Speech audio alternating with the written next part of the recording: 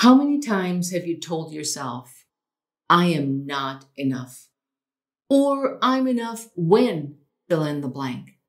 These thoughts stop us from taking action. It's like waking up on the wrong side of the bed, waiting to feel like it, like getting up, like making coffee, like living life. And in today's interview, we're talking about how to step into the life you've been waiting for.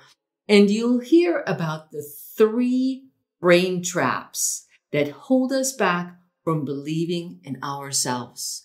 Before we dive into today's interview, let me tell you about the Spark Fitness membership. With creative and empowering Pilates, creative fusion, and fitness classes designed for you, the woman over 50.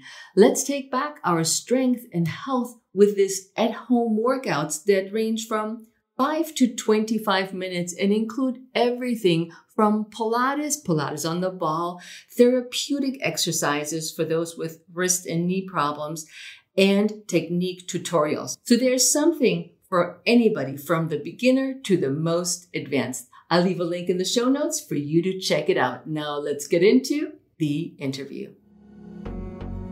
I'm Heike Yates, a fitness and nutrition coach with 30 years of experience. I empower women over 50 to take back their health and strength to lead a vibrant life. Right now, you're joined by thousands of women over 50 around the world who stop dimming their light and instead ignite their spark. On this podcast, I do what I do best, taking complicated information about fitness, nutrition, and mindset strategies and breaking it down into baby steps that are simple, actionable, and sustainable so you can implement them into your life. I regularly interview some of the most inspiring women who share their honest stories on how they went from their worst to their best life, so that you know you're not alone in your struggles. Join me as we redefine what aging looks and feels like by taking action and saying, yes, I can. This is the Pursue Your Spark podcast. Today's guest is Dr. Adina McGarr-Knabke. She is a psychologist in private practice. Adina provides psychotherapy and consulting to busy professional women and help them improve how they feel about themselves. Welcome to the show, Adina. Oh, thank you, Heike. Thank you for having me. It's a pleasure. So fun. Listen, I have read somewhere, I found out about you. You have a competitive nature. What is that? Well, I like to win. Who doesn't like to win, right? And that actually served me well growing up because I grew up in a fairly small little town. So it was easy to have the opportunity to engage in different sports and activities where, since there wasn't a whole lot of competition, I could do fairly well. So that probably groomed me to continue being competitive.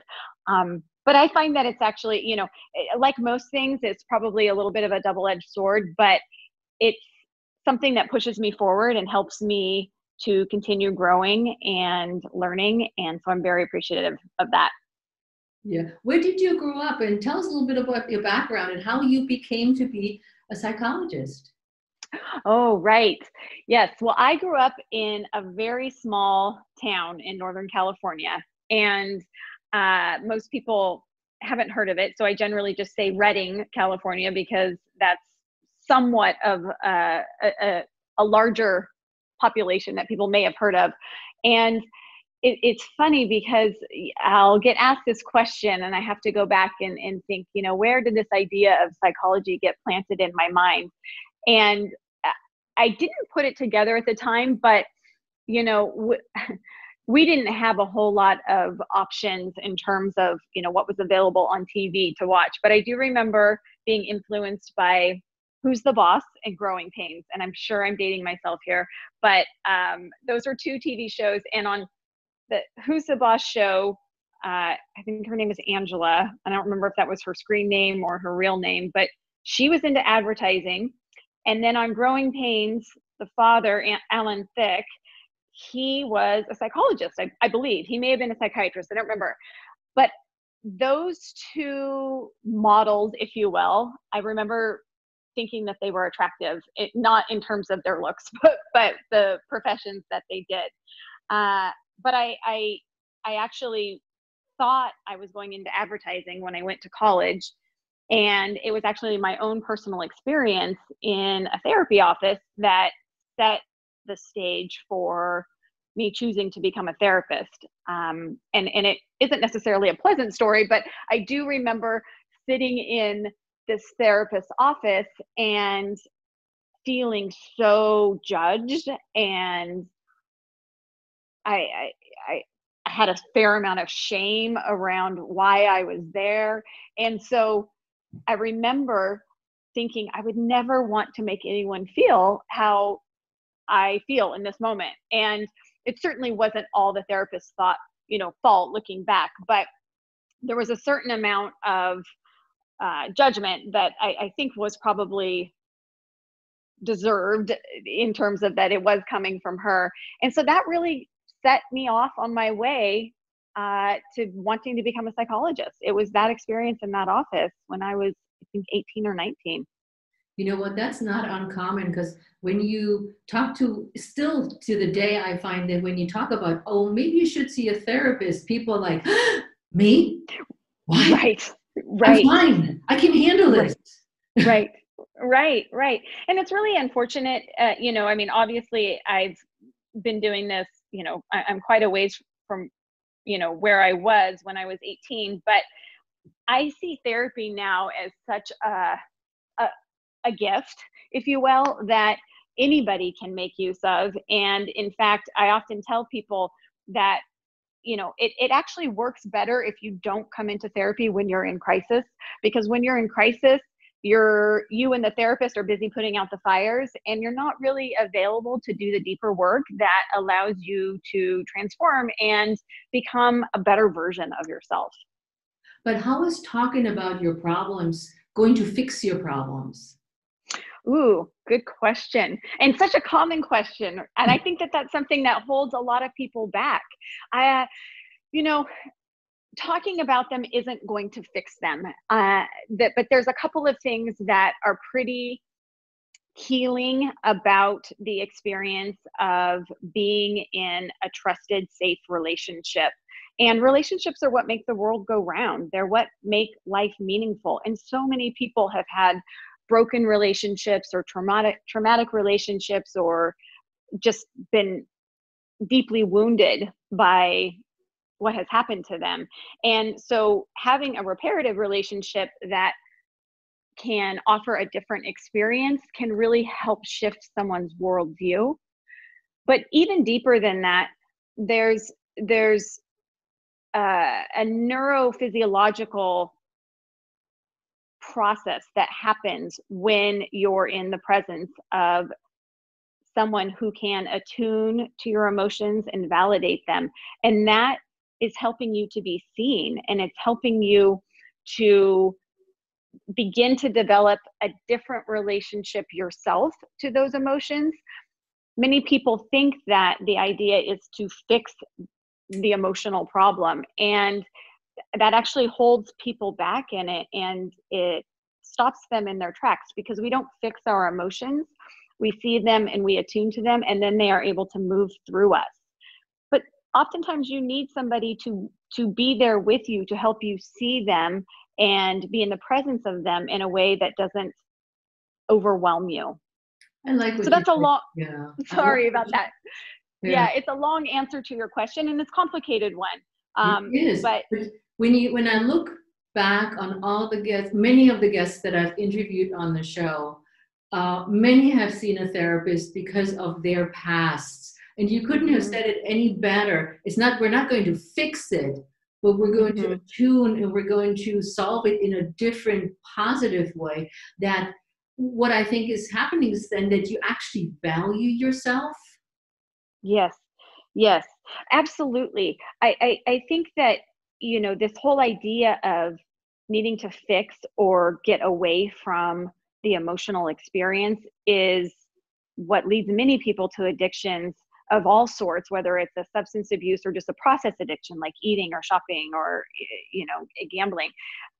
That we need to develop a greater emotional resilience. We need to develop the ability to be with our inner worlds and our emotional experience in a different way. That is how we build resilience, and that is how we don't have to limit our lives or narrow our window of functioning, because no longer do we have to avoid trying to feel a certain way. It's like you develop a muscle to be able to be with the emotional experience, and then the emotion can move through you. Emotions come and go if we let them, but what keeps them around longer are the stories that we tell ourselves about them, and the things that we do to try to get away from them. That's true. That's so well said. I keep my mind's just already going about my past. I'm like, ooh, what can I take away with this interview? Yes. Well, hopefully you'll have a few tidbits by the end. And sometimes, that's the other thing I tell, my clients when I'm in session. Sometimes it will feel overwhelming. They'll say things like, oh, I wish I had, a tape recorder or a way that I had recorded this session. And I always assure them that it's in there. It needs to float around a little bit, and you need to reflect on it, and things will come to fruition and a little bit more clarity. So don't rush the process. Because isn't it really difficult to handle these ups and downs in life? I mean, I'm doing relatively okay, but I know that many people really struggle with the highs and the lows, and it's almost like a sugar addiction where you eat too much sugar and you're all bouncy, and then you're like, oh, God, and then you crack. Yep. Yes.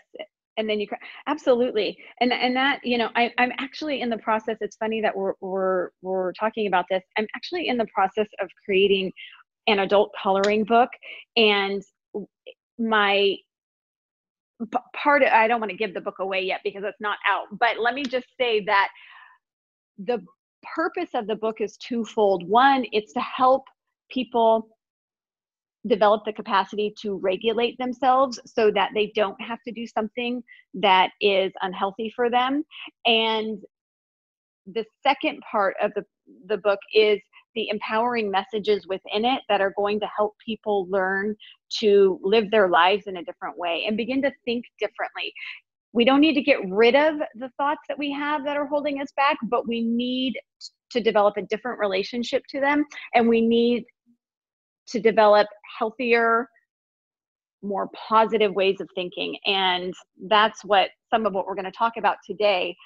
That's what the information I'm providing in that book and a little bit today hopefully will give to listeners and readers eventually once the book is ready to go.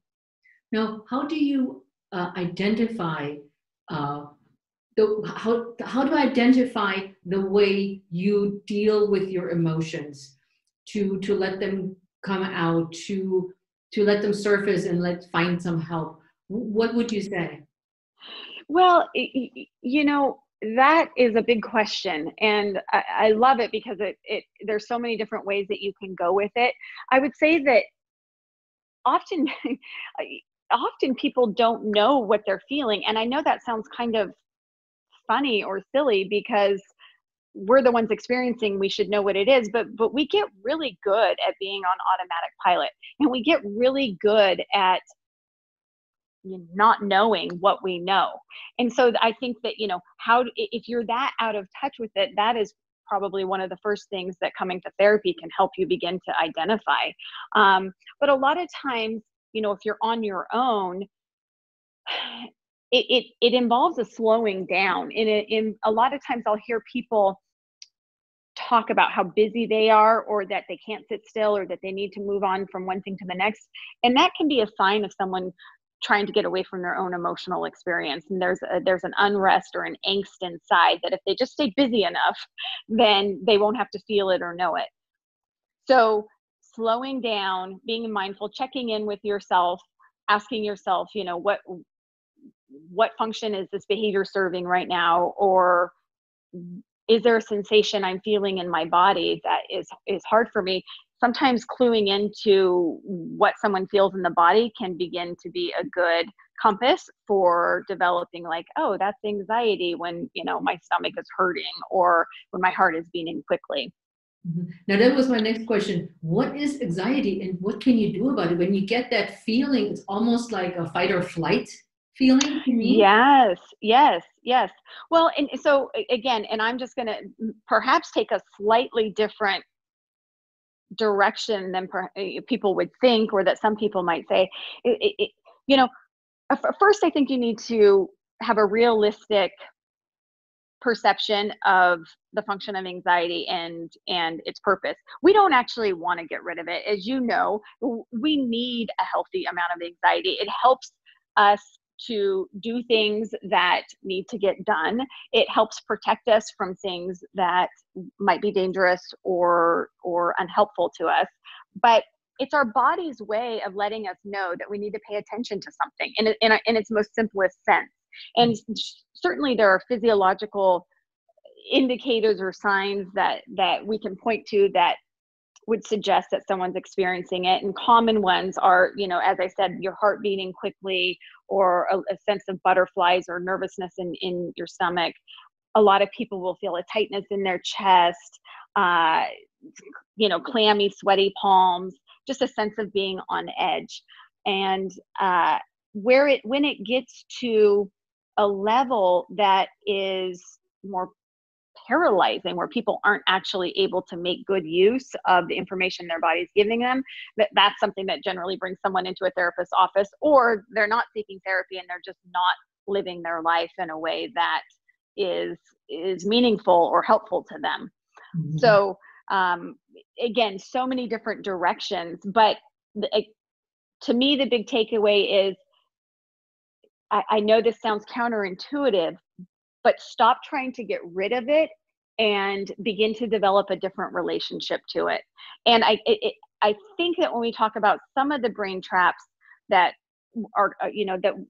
I want to share with your listeners, I think that it begins to tell a little bit of a story of how we develop a different relationship to it.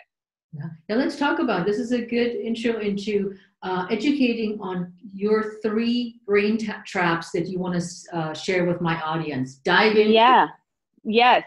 Well, let me just, full disclosure, these are not brain traps that I've come up with or researched myself, but they're common, they're in the literature, they're well discussed, and there's science behind that. And I love that. And that's one of the things that I think resonates with a lot of people. And it certainly resonates with me, is that, especially going through school, you are exposed to these different theories of human development, or why people think the way that they do. And there's so many of them that have merit, and some that have been less popular. But the ones I was always drawn to were the ones that made a little bit of sense from a neuroscience perspective, meaning that, okay, your brain functions in this way, and so this explains this. And that's always been attractive to me. So that is what draws me to including this element in my therapy. And my therapy certainly isn't just, I don't just come in and lecture at people. It's a very much a process, insight-based approach to working with individuals. But I love to sprinkle these types of things in, because it empowers people to take more charge of their life, or begin to think differently. When someone has an explanation for, why A plus B equals C, it feels more doable to them to do the things necessary to get to where they want to go. And the other piece, everything in our lives is usually inspired by our own lived experience, or at least we gravitate to what we know. And so when this neuroscience aspect of my practice became more interesting to me was in my early 30s. And I distinctly remember having several moments or experiences of thinking to myself, I didn't used to be this way. I didn't used to be as anxious or as irritable or as pessimistic as I am now. And one, I didn't like it, but two, I just had this thought, and though I wasn't putting it together necessarily at the time, looking back, I was waiting for something. I was waiting for something to happen for me. I was waiting to return to my less anxious, my more upbeat, my happier self, because in my mind, I didn't used to be this way. So one day I just wouldn't be. But the ironic thing is that, especially as a psychologist, I was fully aware of neuroplasticity, and that is just your brain's ability throughout your life to change in response to experience. And if you focus on and attend to anxious thoughts, or all the rejections, or hurts, or failures, or injuries that happen to you, then you're going to sculpt your brain around that, and you are going to shape yourself to be more anxious, to be more negative.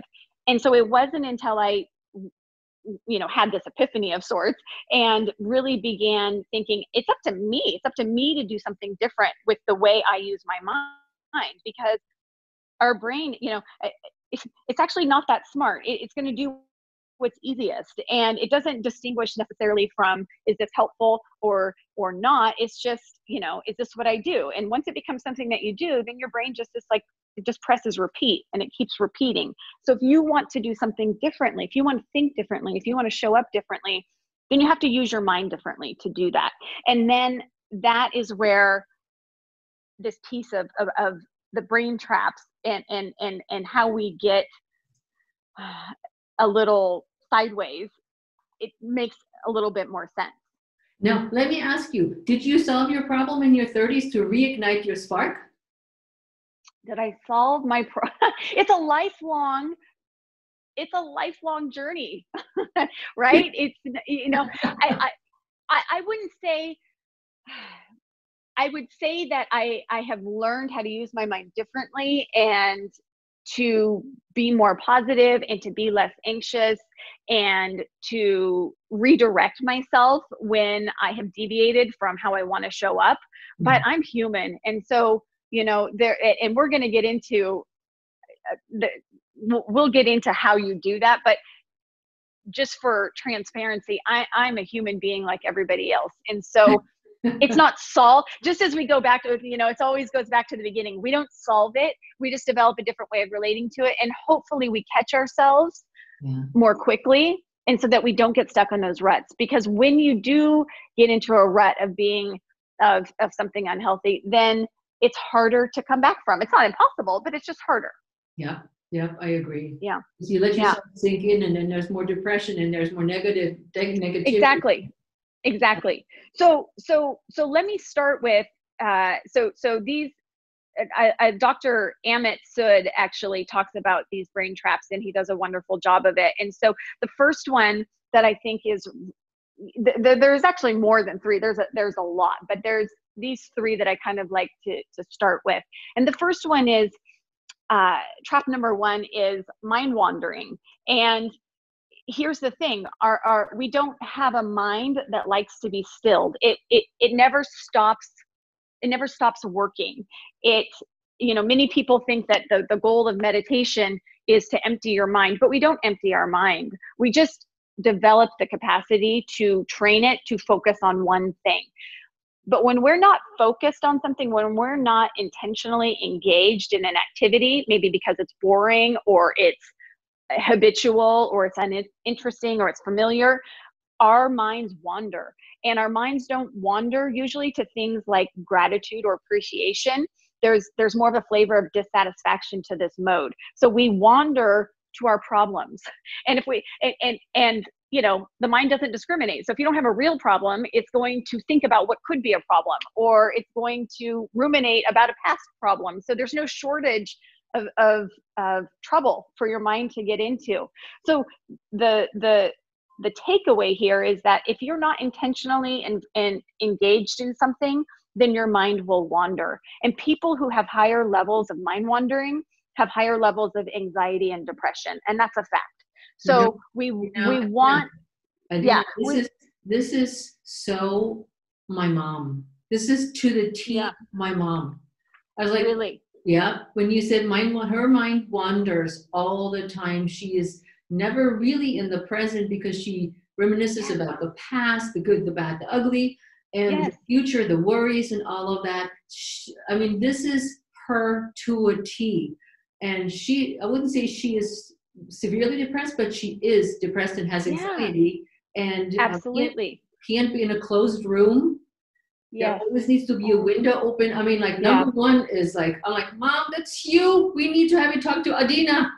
Yes, yes, send her my way. Your poor mom. Yeah, no, that makes that breaks my heart because she's not, obviously she's not the only one. And what you're describing is exactly what happens. The more we mind wander, the more unhappy we become. And the more unhappy we are, the more we mind wander. And that leads people to getting trapped in their heads. Mm-hmm. So and then, bringing us back to neuroplasticity, which is, what I mentioned in my own personal experience, she's shaping her mind to do this more. She's strengthening that network of mind wandering. So she's actually making it harder for her to do the thing that she really needs to step back from. Back from, wow, Yeah. that's very interesting. It's like you explain that so well. I'm like, oh yeah, totally, I understand that. So Oh, good, good. Yes. Well, so I'll save, what do we do about it at the end, because until the end, because what we're going to do is the same for all of these in a sense. So if number it's two. okay, can I go to number two? So number two is our negativity bias. And Dr. Rick Hansen talks a lot about this. He's done a ton of research on this. If people are interested in this particular one, he has a book called Hardwiring Happiness. That's great. But what our negativity bias is, our tendency to inflate the bad. And let me give you an example, because that is sometimes an easier way to have this resonate. If you're out in the woods by yourself and you hear a rustling in the bushes behind you, what's your first thought? Where might your mind go? I will be attacked. Yes, exactly. It's a perfect. Is that a snake or is that a lion? Whatever. It's not, is that the wind?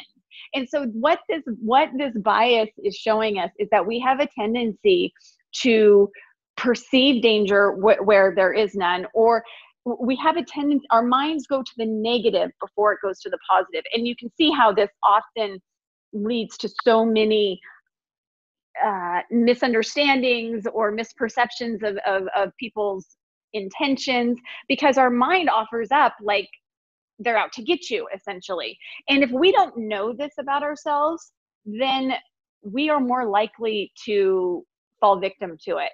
And if I can use another example, this is another way the bias works.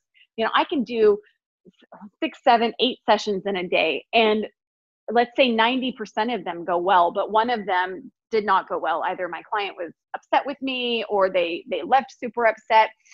What am I thinking about when I go home at night? I'm thinking about the one session that didn't go well. And so again, and then with that probably comes a whole litany of maybe I didn't do a good enough job, and that's a whole nother story. But for the purpose of this trap in particular, when we focus on the negative or the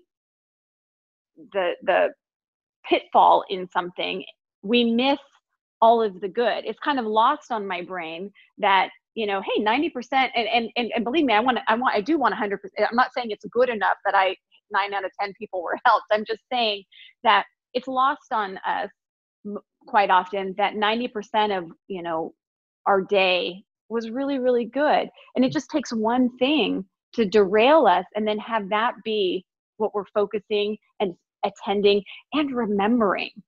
Yeah, very true. Yeah. Yeah. So going back to, just really quickly, even what you do with this one is that we need to be more intentional about taking in the good. And that's something, Dr. Rick Hansen talks a lot about, but we don't have to try to remember something negative. Our brain is biased to do that for us. but we do have to be intentional about taking in the good. And that doesn't mean like, okay, I need these big ticket positive things in my day every day. That's just not even realistic. Taking in the good was, yesterday my 2.5-year-old just got up and started singing the cutest little happy birthday song for her dad, who'd already left to work. So I recorded it on my phone and sent it to him. And it was such a, just in her little cute sing-songy voice, singing happy birthday. And I really tried to stay with that and take it in and recognize like, this is such a joy in my day. And if we're not intentional about that, those little things are often lost on us. Yeah. Yeah. So that's number 2. Number three. I call this one 2 minds, 1 brain. And so what I mean by that is that the way our brains evolved, we have a short-term version of ourselves and we have a long-term version of ourselves. And essentially what that means is the short-term version is the part of our brain, and this is the more primitive part, the part that evolved first, but its purpose is to seek immediate gratification and to be impulsive and to get something good now. So that's the short-term version. Then we have our long-term version, and its purpose is to bias us towards doing the harder thing. And this is the prefrontal cortex. And so this is the part of your brain that, when your alarm goes off in the morning and your short-term version just wants to keep sleeping or press snooze, your long-term version is the part that says, if you don't get out of bed now, then you're not going to get your work done and be ready to, be out the door on time. So we need both, because for survival reasons, the short-term version biases us towards safety and a whole list of other things. But you can see how this gets people into distress because, well, one, if you are in distress, the part of you that's activated is the short-term version, because we're hardwired to avoid pain and seek pleasure. So if you're feeling, whether it's a physical distress or an emotional distress, if you're feeling any sense of discomfort, your brain begins pushing you towards some sort of pleasure. So let's say you're at home and you're upset because you had a bad day at work, and that's your negativity bias probably working against you there. But your brain is like, yeah, that chocolate sounds really good, or that extra glass of wine, or, vegging out in front of the TV instead of finishing up the work I need to do. That's your short-term version trying to provide a little bit of relief. And this is often where people will say things like, I don't have any willpower. It's not that you don't have any willpower. It's just that the version of yourself that's activated in that moment has no chance against a willpower challenge. You need to be in your long-term version to meet those willpower challenges and to reach long-term goals. Huh. How interesting. Yeah. Yeah. And so just by virtue, and it's not a simple, just like switch of, oh, okay, if I remember I have a long-term version, then all of a sudden it's easy. Still not easy because you're still in distress. But just knowing that we have these 2 different sides of ourselves can be empowering, because it helps us not buy into the idea that maybe we really do want that extra glass of wine. It's almost like, no, you have somebody else showing up to the conversation saying like, the reason you want it is because you're upset, and it will make you feel better for 10 minutes. And then it's going to be gone, and you're going to be left with, the problem you had before. Now, all these 3 mindset or brain traps, what is the solution to those? What can we do? What could our listener do listening to this? Right. That's the $1 million question. So, coming back to where I started from my own personal story, I think first and foremost, you need to set an intention. You need to be intentional about showing up as the captain of your ship. Your brain is like a ship out bobbing in the sea of life. And if it doesn't have a captain, if a storm comes through, you're going to get pushed wherever the winds blow. But if you're captaining your brain with your mind, if you're saying like, no, I'm going to stay the course and it's going to be harder because there's a storm against me, then you have a much better chance of staying on course. It might take you a little longer to get there, but not nearly as long as if you just are a passive participant in your life and you're like a ship without a captain. So first and foremost, set that intention. And what that means too, Heike, is that, often I find that people have this mentality of, if I get up on the wrong side of the bed, then I'm at a loss. My day's going to go bad. I don't feel like doing anything. I'm super unmotivated. I may or may not know why, but I sure hope tomorrow I feel better. And what they're really saying is, maybe tomorrow when I feel better, then I'll be able to do the things that are important to me. I'll be able to live my life the way that I want to. And that is a recipe for disaster, because sometimes we know why we wake up on the wrong side of the bed, and perhaps we can, solve that. But oftentimes we don't. Like, we are emotional beings, and we're going to have these, emotional tsunamis. But if we live our lives by an intention and guided by a compass that is different than our feelings, then we have a much better chance of reaching our potential.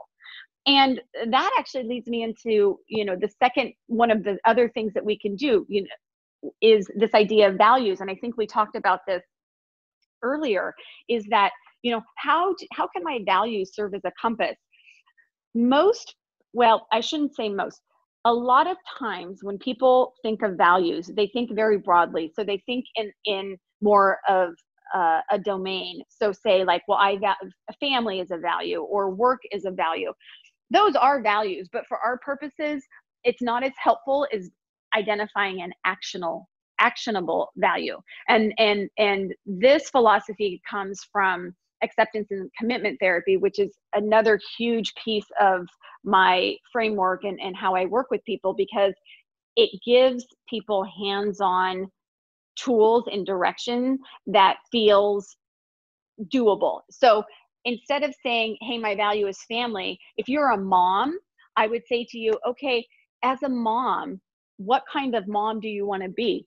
What's important to you about being a mom? I can tell you that I won't go into all my values, but before being a mom, I wouldn't have said that being patient was a value of mine. I'm actually not a super patient person. It doesn't come easily to me. I'm a little type A. I'm pretty driven. I process pretty quickly, and I don't like to wait. And so, but having children, what I found is that my weakness in the area of patience began to be a source of shame for me, or regret or guilt, because I would lose my patience, and then I would show up in a way that I didn't respect or value. I would yell, or I would raise my voice, and that's not who I want to be as a mom. So who I want to be as a mom is somebody who is patient and kind and safe and loving. And now you can see, so fast forward, if my 7-year-old is giving me a hard time and really not listening, and I'm getting frustrated and impatient, rather than raising my voice or saying something I don't mean, or being reactive, really quickly in my head, I have these like 5 core values of what kind of mom do I want to be? And that helps guide me in that moment. So you can see how having an actionable value of I value patience is kind of like something that is a tether to slowing down, staying on the path that I want to be on with him, instead of going with what I feel like, which is yelling.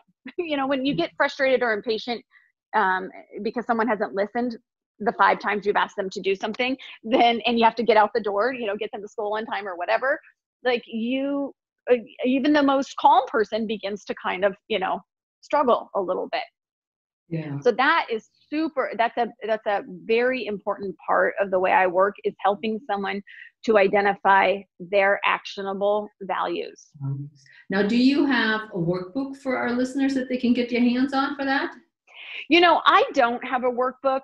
Again, acceptance and commitment therapy has a lot of that genre has a lot of resources, and I'm sure there's a workbook on it. I don't because the way I work with my clients is a little bit more organic. So I'm not going to necessarily follow a formula or a workbook, but there are those resources out there, and I would just refer people to it's called, it's abbreviated ACT for short, which is kind of a nice play on, the mission behind, that orientation. Because I was thinking more of the captain of your life. I thought that was a workbook or right. some resource for them. Right. So what you're referring to, yes, I have a freebie it's on my website and it's on my Instagram, it essentially outlines some of these brain traps that we have talked about, and perhaps in a little bit more detail. And then there are the steps at the end about, what can we do? And it talks about the intention. It talks about identifying actionable values. It talks about mindfulness. Mindfulness is I'm sure in your work, Heike, that, it's something you talk about all the time and practice yourself. But I find that people get a little dissuaded from mindfulness or meditation because they'll say things like, I don't have time, or I can't empty my mind, which, as we discussed, isn't really the purpose. And so I like to encourage many mindfulness moments throughout the day, just stopping and checking in, noticing and observing what you're doing and redirecting yourself if it's not what you intended to be doing. It brings you back to how you want to show up, which brings you back to the values. Mindfulness would also be, like noticing, like if the negativity bias was, and it's not important that someone remembers the terms for it. It's just important to know, like, hey, my brain has a tendency to do this, so I can take it a little less seriously when it does. Where's the, what is something else more, more helpful that I can do with my mind right now, rather than focus and ruminate or mind wander. Yeah. Now, Adina, where can people find out more about you and reach you? So as I mentioned, so I have my website is just Dr. Adina McGarr, McGarr.com. And on Instagram, I'm at Dr. Adina McGarr. And I'm also on Facebook. That's at Dr. Adina McGarr-Knabke. But that's, if you just search Dr. Adina McGarr, you should find that. I'm trying to think that those are the three best places to find me. And stay tuned for my coloring book, which, hopefully will be on its way soon. Well, they will find out when they start following you on Instagram and on Facebook. And say the title of your freebie again. It's Captain Your Life. So just think being the one in charge of where your ship or your boat is going in this vast sea that we're all in. Good, perfect. So thank you so much for being here, Adina. I know we could have talked for a couple more hours and really dive deeper into this, but my listeners know now where to find you and where to connect with you. So thanks so much for sharing all your knowledge and your wealth of knowledge. Oh, you're welcome, Heike. And it was so fun to talk with you. It was a pleasure. Sometimes when you first get to know someone, it can be a little less fluid, and I felt very comfortable with you. So thank you so much. It was my pleasure. And to anybody listening, please reach out to Adina on all her social media handles for any questions you may have. Get the Captain Your Life freebie, because I'll sure will. And nice. we want to hear from you on social. How did you like this interview? How did it help you? And reach out to Adina for any questions you have, because she's the expert on that topic. So with that, we're out of here. Ciao.